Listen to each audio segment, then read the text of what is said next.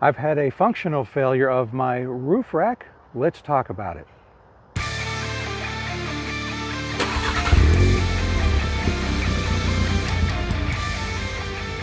Welcome back and thanks for being here. My name is Scott and you might have seen my most recent video where I shared improvements to my micro tower. Even before I shot that video and did my improvements, I had noticed that something was not quite right about the roof rack. I couldn't find any damage, but there was one tiny sign that the rear crossbar was not quite the way it was when I first mounted it. And this was months ago. The rack was still sturdy. I could grab it and just shake the whole car with it, so I continued using it for my micro tower and other antennas, but I still wanted to have a look. Later, I opted to strip everything off my roof so that the car would blend in while parked unattended for about a week. I was supporting a bicycle tour. I also planned an inspection while everything was removed from the car, and that's when I discovered a hidden failure. Before I start sharing details, I want to express a few disclaimers before the keyboard warriors get out there and start launching their rants about what an idiot I am. First, I knew from the start that putting a micro tower on my roof rack was exposing the rack to forces which may be beyond its design limitation. Yes, the setup weighs about a third less than the rack's weight limit, which is 165 pounds, and the tower was around 92 pounds. But the taller components of the micro tower leverage greater forces against the mounting points on the roof than a typical rooftop load. Second, I went into this experiment with the expectation that the crossbar's mounting screws might be the system's weakest link, and so I planned to watch everything very carefully. It turns out that my prediction was very close to being accurate, but not exact. I'll explain that later. Finally, and perhaps most importantly, I'm not an engineer. I guess I have the mind of an engineer, and that I tend to overanalyze things, and I calculate what I understand. However, I do not have the training to calculate the forces applied to certain points along the rack system.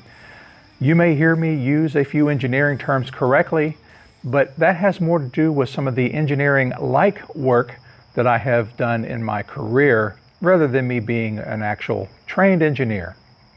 With all of that shared, let's dive in and see what happened. This will be kind of a long story since I'm presenting a lot of info, and I realize now too I need to clarify some terms. I use the term tower to describe my antenna tower, but I also use the term tower to describe the pieces of the rack. So I'm going to try to clarify that by using terms such as micro tower and rack tower, but if I forget, I will flash an image or a note to say which tower I'm referring to. All right, so let me continue. My roof rack is an aftermarket setup by Yakima. The brand name is not important. The key point is that the rack is made to attach to a naked roof, or that is a roof without factory roof rails. Nearly all aftermarket racks of this type are similar, so I'm not bad-mouthing Yakima here. In nearly any setup, the crossbars hold the cargo and are bolted to two pairs of crossbar towers which support the crossbars, and they provide an interface with the car's roof in the form of soft pads. Each crossbar tower is clamped to the roof by a clip that pulls downward, usually from the door jamb. Here's an example here. So let me show you real quick the parts. So here is the crossbar, and looking through the end you can see channels on the top and bottom. These are known as T-slots. They make the crossbars stronger than if they were completely hollow. But I can also use T-bolts like these to bolt accessories onto the tower. Most accessories are going to go to the top, but I can even attach some accessories to the bottom, maybe like some lighting if I were an off-roader or something like that. The crossbar towers bolt to the bottom using special T-nut fittings that adapt the crossbar to the tower. the rack tower, I should say. I had two concerns for weak points in this system. The most obvious point would seem to be the clamps at each door jamb. I've seen examples of clips that had slipped outward, so they basically come down and then they, like if they're L-shaped, they'll go down into the door jamb here to hold down. And I've seen these slip out either because they weren't tightened properly, or perhaps if they're tightened too much, then the clamps bend and then pop out.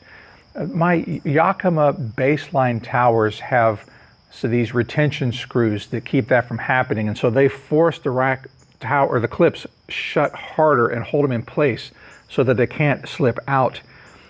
I suppose they could still slip if they're over tightened and bent, but right now I just don't see that happening. Still, I inspect the clips for proper position from time to time, especially the driver's door, because I see that every time I get into the car.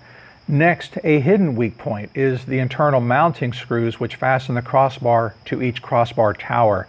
To my surprise, each crossbar tower has just one 4mm screw, or M4 screw, to serve that purpose. I knew this from the beginning. By way of comparison, a factory roof rail on a typical wagon, SUV, or minivan features two M5 screws, maybe even M6 at each corner. So that'd be 8 instead of 4. And sometimes there's another screw in the middle of the rail for center support. And all of these are usually attached through a structural member, or at the very least a backing plate, instead of just sheet metal. And so that presents a much more secure mount. I researched the tensile strength of an M4 screw and learned that most screws test at around 3,500 pounds, and that's a lot. So that knowledge helped my confidence that the screws would hold my load, but I still kept an eye on things. Eventually, I noticed a 1 or 2 millimeter gap between the edges of the rear towers and the crossbar. I think the casual user might not have noticed that for a very long time, but remember, I've been watching for problems. This photo shows how I was able to slip a snap ring between the rack tower and the crossbar when there had previously been no room to do that. I inspected everything more closely when I removed the rack and discovered that the gap was due to the tower screws being no longer able to tighten completely. And to be more accurate, the screws would tighten to specs, but there was no clamping force with the crossbar. All 4 crossbar towers were able to slide freely along the crossbar. I think everything was holding decently when the setup was tensioned to the car, because I couldn't feel any play or rack motion. Like I said, I could shake the whole car. My initial thought was that the crossbar T-slots might have deformed at the crossbar tower mating points. So I removed the crossbar from the tower, and I didn't see any apparent deformation of the crossbar, the T-slots. Instead, I saw a bulge in the mounting flange within the crossbar tower. The bulges in each tower were similar, suggesting that they might have been designed that way, and that perhaps one of several tree limb strikes was not the cause. I'd have to await new crossbar towers to be certain of the failure mode. The new towers arrived, and then I was immediately able to confirm that the old mounting faces are indeed deformed.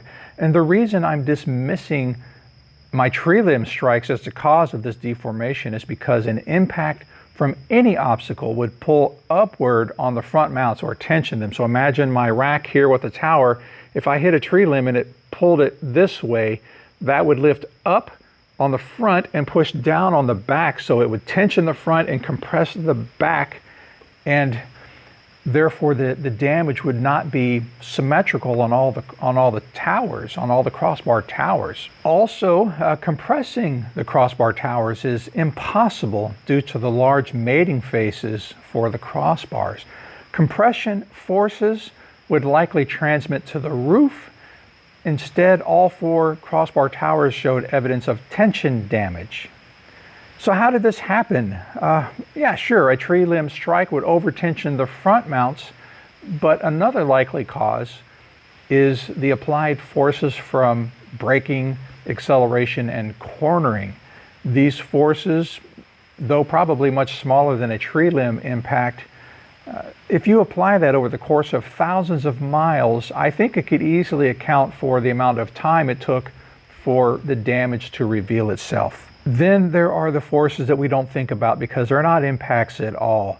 Imagine all the times you've ever gone over a railroad track or maybe some sort of weird lumpy road where the car moves a little bit. And so a degree or two of motion at the car, which might be an inch or two, by the time you get it up here above the car, it's moving a good 6 to 12 inches. And, you know, sure, that might be a little uncomfortable in the car, but up at the top, that's a lot of motion. So the top of the tower is moving very quickly, and then once it moves, it has to snap back, and that is even more motion. So once it swiftly reverses to return to a normal state, that rapid motion might even exceed 1G. That is a lot of leverage and applied force. But how much force are we talking? You know, a 100-pound tower swinging around with that weight distributed amongst a lot of different heights. What does that represent down at the crossbar itself and at the crossbar towers? That's where all the force is being applied. And remember, to only these 4 little screws. So I don't have the training to calculate that. I sent some drawings to an engineer that I'm acquainted with, and she'll get them back to me, some calculations back to me at some point. So I might be able to share them in the video here. And if I can, I will splice it in right here.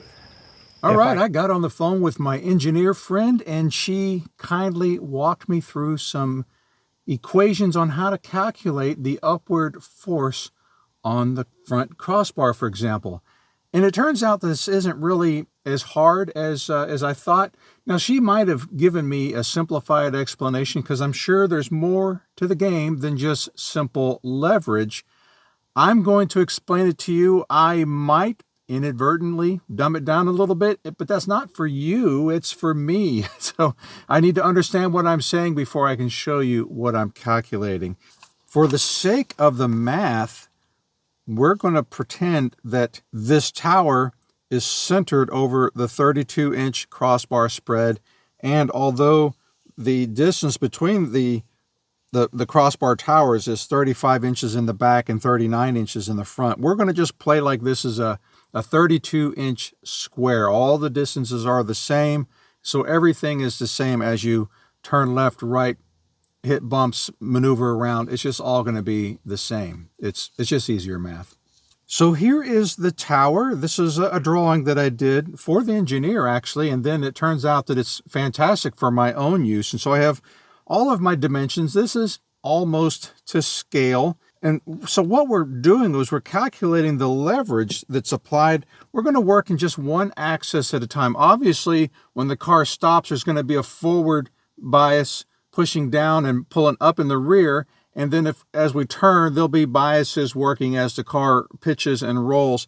We're going to work with just one direction here. So we're going to calculate an applied force here. What does that equate into an upward pulling sensation there? So what we used as a goal here is we decided to go with 1G. And so the 1G is this car in its road testing, not my specific car, but the model, it achieved a skid pad result of 0.96 Gs. I was actually pretty surprised by that. I didn't know that it was quite that sticky to the road. So I just went with 1G before I even knew that. 1G was what I thought might be being applied to the top of the tower as I go over bumps or uneven surfaces, railroad tracks, and things like that. And of course, I don't ever do any heavy cornering with the car if I've got the tower mounted, but these are all things that happen when the car hits a bump or something and it suddenly shifts. How much is really being felt up there? An automotive engineer would be able to answer that question very easily. There's got to be a number that they just say, oh, let's just use this for calculation. Is it 2G? These numbers would double. So 1G of force pushing this way, what would the upward force be pulling here? And so this, you have to look at this as a big lever. So let me explain. For those of you who might not remember, it's been a little while, let's talk about levers. So I'm going to draw a lever right here.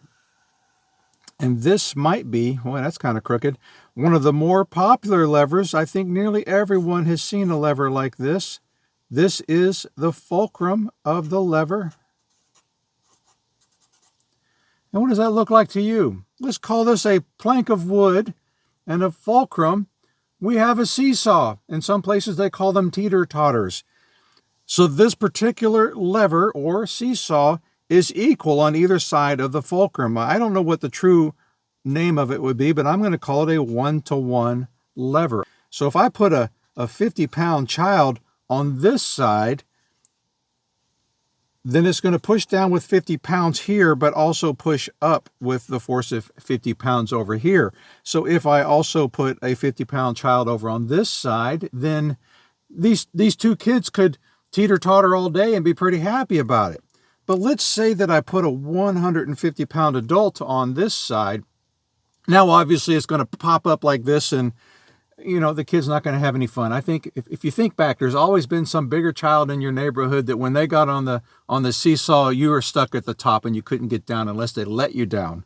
Am I the only one that was ever picked on that way? I was a lightweight kid. Anyway, let's see. Let's say if we move the fulcrum to here instead. Now, I'm going to call this about 25% on this side and 75% on this side.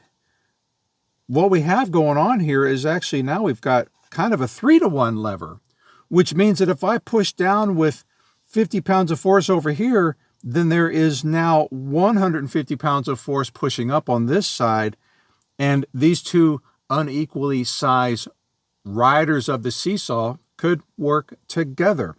Now, how you're probably used to seeing a lever would be at an angle like this, the fulcrum here, and you're trying to lift some rock or object over here. And so let's say that this rock weighs 150 pounds and you're able to put 50 pounds of downward force here. Well, then you would be able to pry that rock out of place and move it. That's what the lever is often used for. I think this is called a class 1 lever. Don't quote me on that. So how does this apply to the problem? Let's take a lever like this. All right. It's no longer a straight board, but that's still the fulcrum. So if I apply 50 pounds this way, would I not still pull upward with 150 pounds that way, assuming a 3-to-1 ratio? I think it would. So that's the math that I'm applying to this tower here. So if I take this tower photo here is my lever, right? So I've got, I'm going to draw right on through this and draw a lever straight up. Now, technically, let's just think about this. I'm going to put little dashes here, right? Think of this as a box. So here is my lever. I've got a 32-inch long base, which is 2.67 feet. And I'm going to work with a 7-foot tall lever. And so there is an amount of leverage applied here that will then apply the upward force here. So let's go with the wind. The wind is blowing at we'll just say a force of 1 G because I can't think of a better number right now. But the wind is blowing against the tower here or this box. We're going to remove the tower from the equation here in a second. And so if it's blowing this way, it doesn't matter if the wind is hitting it here or here. The force is the same. This is still a fulcrum, and this is where the upward force will be applied. So this is still a lever. So what we're going to do is calculate how much force is being pulled up here. And it's really easy. I don't know why I didn't think of this sooner. I've been out of school for a while, so I forgot some of the practical applications. But once she said it's a lever, light came on. Here we go. So this tower weighs a total of 92 pounds. But you can't just put 92 pounds of force up here. That's not how this works, because that's not what the top of the tower weighs. The weight is distributed amongst the whole tower. So what I did to calculate this is I split the tower up into 1-foot sections. And this is not quite to scale, but it's basically what's going on here. how many do I have here? 1, 2, 3, 4, 5, 6, 7. All right, I didn't quite do that right. The 7 should have been up here, but it's not. What I calculated here was how much does each of these segments weigh? To do that, I took the weight of the tower, the mast, the Yagis, the coax feed line, here's a rotator, and then the base and everything. I added all of this, split it into sections where it would fit, and here are the numbers that I came up with. Let's get rid of this picture here, and we're going to work with just the box on a piece of paper. So let's go with, I'm going to get me a piece of paper up under here. We're going to turn this into graph paper and call this Scott's Arts and Crafts Day. All right, I don't know how well you can see that, but now I kind of have a graph going under here. For the sake of scale, I'm going to go with a 30-inch crossbar spread, but the math will still be based on 32. So I've got a crossbar here. So there is 30 inches, but we're going to do 32, the math on 32. And then we'll go up 7 feet. All right, so here is the lever. Again, this is the fulcrum, and we're calculating upward force applied here. We're going to ignore the other side of the rectangle. And here are my 1 foot increments. So what I've done is I calculated the weight of the different segments of the tower. And so the bottom section with the rotator is 17.5 pounds. And then these other sections of the tower are approximately 11.5 pounds. And then up here above the thrust bearing, where all I have is Yagis, these are 5.5 pounds. And when you add all of those, the total is 68.5 pounds. So you're saying, Scott, that does not add up to 92 pounds. Well, there's a piece that we left out, and that would be the super strut bar here. I have 4 of them, and each one is 6 pounds. So when you add 24 pounds to that, that gives you 92.5 pounds. So that is the force pushing down on the crossbars when everything is static. But we want to see how much force is pulling up here when I have 1G pushing that way. Again, I don't know if that's the proper figure to use. I'm just going to run with it. So when you're dealing with a lever, what you have going on here is ratios. And so here I've got a 1 foot tall lever trying to pry up against a 2.67 foot bar. Think about using a crowbar backwards, right? It's very impractical. Now, when you take 1 and divide it by 2.67, you come up with a number, and you multiply that number by 17.5. And then you do the same with 2 feet. So 2 divided by 2.67, 3 divided by 2.67, so on and so forth up the chain here. And then I will calculate basically what we have. So what I'm going to do is I'm going to draw some little bars over here. This will make sense in just a moment. So I'm going to do all the math here, and what I have going on here is I've got a ratio of 1 foot divided by 2.67 feet. I come up with that number, multiply it by 17.5 pounds, and that gives me only 2.25 pounds of upward force applied right here. So because that's so low, that doesn't really make that big of a difference. And if I were to take this number here, let's not forget about this this unistrut here. The unistrut is 24 pounds. It's only 2 inches tall. It's actually less than 2 inches. And when you divide 2 inches into 12, you come up with, sure, we'll just say 1/6 of a foot. Whatever the decimal reading on that is, I'll post it up here. You multiply that by 24 pounds. The unistrut is only applying 1.5 pounds of upward force. So you can see, because it's so low, only a very little amount of that is actually being applied here. So let's go ahead and work our way on up the tower. The next one is 2 feet up. You've got 8.6 pounds, and then 12.91 pounds, and 17.25 pounds, 18.3 pounds, 12.38 pounds and 14.41 pounds. Here is the weight distributed amongst the different leverages, and by the time it's all transferred over to here, this is the force is being pulled up. So you add all of those together and you come up with 79.63 pounds. We could just call it 80 just to round it up.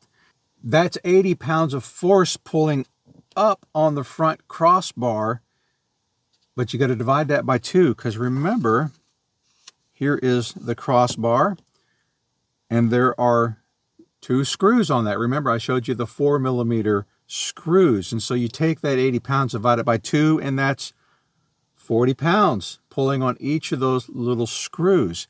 That doesn't seem like very much, but what you have to remember is that you have those 40 pounds pulling against this little screw. Now remember, I showed you the face inside of the mount, right? And so it's concave like this.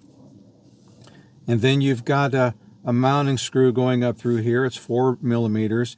And then it's got the screw head has a face on it. And so you have just this little tiny section here in the middle where all of that force is being applied. Not just the 40 pounds of upward force here, but also the clamping force of the screw after it's been torqued. So it gets torqued to, I think, 4 Newton meters. I think that's 3 foot-pounds. And I don't know what the pressure per square inch is on that. I don't know how to calculate that, but I've seen some estimates that it could be over 200 pounds per square inch. And we're talking about, remember, for you to take this and make a looking down on it view like this. And then, of course, there's a little slit in the middle for the screw head. This area right in here is the only place where there is metal-to-metal contact being made, right? And so all of that pressure is being pulled there, which I think is why my flange wound up doing this. Remember, it bulged like that. And then, of course, here's the screw head pulling up through there like that. Something else to keep in mind with this plate, this is the bent unit. You can see the bulge in it. And if I turn it just right, let's see if I can get it just right, that material is only about a 1/16 to maybe 3/32 thick. That would translate to about a 1.5 to 2 millimeters. So that, again, is a lot of pressure to put on this relatively thin piece of metal. Pressure that it probably was not designed to withstand. So mine is bulged. That was the nature of my functional failure in my rack. This is the failure mode right here, the thing warped inside. All right, so again, this is all just force in one direction. So 1G of force is being exerted here. With all this weight, I have approximately 80 pounds pulling up on the front bar, or 40 pounds per crossbar. Tower, let's write the 40 pounds here just so it's there. We'll round it up, who cares? This is just one direction, one pull. As soon as I swerve in a turn or I apply the brakes, all of that lateral force gets distributed in all different directions. So by way of comparison, what happens if I put an appropriate load on my crossbar? Because remember, this Yakima didn't intend for this to be put on the crossbar. They intended for something that rides a little lower. So how about something lower? What do you think of when you see this? I'll just draw this on here, remove. Think of the tower not even being there, right? How about that? What do you see there, huh? How about a cargo box, right? You got a cargo box instead of the tower, which stands 7 feet tall. Now you've got the cargo box, which mine is 14 inches tall. And Yakima and any cargo box manufacturer is going to recommend that the bulk of the weight be put between the crossbars. So here is the bulk of the weight. And then I might stuff some fluffy pillows or sleeping bags in here, maybe a couple jackets up in there. But the bulk of the weight is going to be between the crossbars, and let's just say for giggles, centered approximately 6 inches over the crossbars. So what kind of lateral force is that going to apply? So if I come back over here and apply that same math to this problem here, but the height is half a foot, 0.5 feet instead of 7 feet, let's put that same 92 pounds, but all down here lower and between the crossbars. And the way that problem works out, I'll just stick with my blue pen here. So I've got 92.5 pounds, and that force is being applied from a much lower place. Well, that comes out to 17.5 pounds, 0.3, it's almost a half, or about 8.6 pounds per screw. So that's way less than what's being applied from the upward force of a tower. And then even if I were to load this thing up with 165 pounds of cargo, so 165 pounds all down there, nice and low where it belongs, 165 pounds is only having an upward force of 30 pounds on that front crossbar. You divide that by 2 and you have 15 pounds. So far, far less than the 80 pounds that's being applied with a tower. And that, people, is why I had the functional failure of my roof rack. But you don't learn these things unless you try them out. All right, let's get back to the video. Back to the rack. Engineers are pretty smart and probably calculate some amount of overloading into their roof rack designs. So I suspect that they specified a grade and thickness of steel that would allow the mating surface to bend rather than to break or split. The bending of the rack towers likely prevented a catastrophic failure that could have resulted in my tower bits being scattered all over the highway or perhaps even into somebody's windshield. The soft failure, as I call it, of my rack also limited the damage to the rack itself rather than damaging my roof. My roof is still perfect. My guy lines are an element that I left out of the equation, and I did that intentionally. You see, I use the guy lines as mild stabilizers and retention in the event of a structural failure at the rack. And yes, this includes the case of a rack tower's mounting flange splitting in two. As a result, my guys are not tensioned to the point of seizing all micro tower motion when the car is moving. Attaching the guys to the rack, perhaps at those rings that are at the edges of my crossbars, that would do nothing to limit the lateral forces that are applied to the crossbar towers. Guying the tower to the roof, as I've done with my C-sucker mounts, that could help if I was willing to tension them to a very high degree. However, I don't want my roof to be deformed for the sake of some stabilization. My guy lines were taut, but not tensioned enough for them to sing when you pluck them. So what is my next step? I've already purchased new crossbar towers so that I could diagnose my problem. And now that I have those parts, I could just put everything back on the car and keep the party going. But that's just going to be another $220 mistake waiting to happen. These things will bend again for one reason or another. So instead what I'm going to do is I'm going to take my worn crossbars. They're not damaged at all. They're just worn and not quite as attractive as I would like on my pretty car. And I'm going to bolt them directly to the side rails of my baby trailer. I've been asked many times whether a trailer solution would be a better choice for my tower. Well, I guess I'm going to find out. Everything shown in this photo will bolt directly to my trailer. The main difference is that the overall tower height will be reduced by 2 feet since my trailer is shorter than my car. And that'll be good for tree avoidance. The lower platform may also lend itself to a telescoping mast solution at some point, but for now I'm going to work with my existing system on my trailer. My only concern about a tower on the trailer had been the way the trailer bounces, sometimes pretty violently over obstacles. All of my comments about the tower motion shared earlier, being that when the car moves, the tower moves even more, that all certainly applies, perhaps even to a greater extent on my trailer, since the trailer's movement can be more sudden and perhaps even violent. I can improve the ride by adding weight over the axle and that'll preload the suspension to where it's already compressed in a moving position. And sometimes what I'll do is I'll add cinder blocks or maybe even water if I'm transporting some fragile cargo. My other antennas, which includes the verticals and the horizontal loops, they'll remain on the car and with the new crossbars. So only the tower will ride on the trailer. Now I can assemble and erect the tower on my trailer at a leisurely pace without any impact on my daily driving. I just assemble the tower and use the car as I need, and then I can even drive my usual routes with low-hanging tree limbs, and the trailer can just sit in my driveway until the instant it's time to take it on a contest road. It takes literally a minute to hook up the trailer and drive away.